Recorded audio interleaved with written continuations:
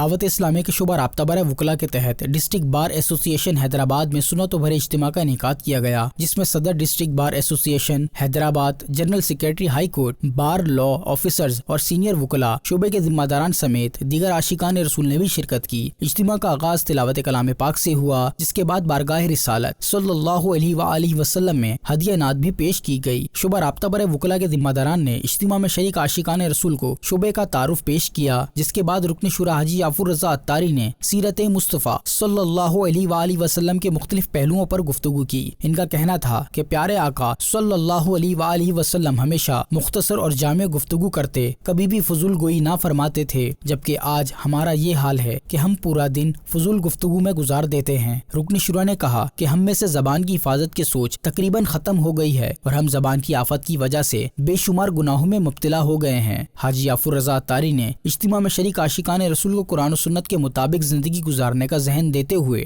دعوت اسلامی کے ساتھ مل کر دینی کاموں میں بڑھ چڑھ کر حصہ لینے کا ذہن دیا۔ اجتماع کے اختتام پر صلاۃ و سلام پڑھا گیا اور دعائے خیر کی گئی، جس کے بعد رکن شورا نے اجتماع میں شریک سینئر وکلاء و دیگر عاشقان رسول میں دینی رسائل کا تحفہ بھی پیش کیا۔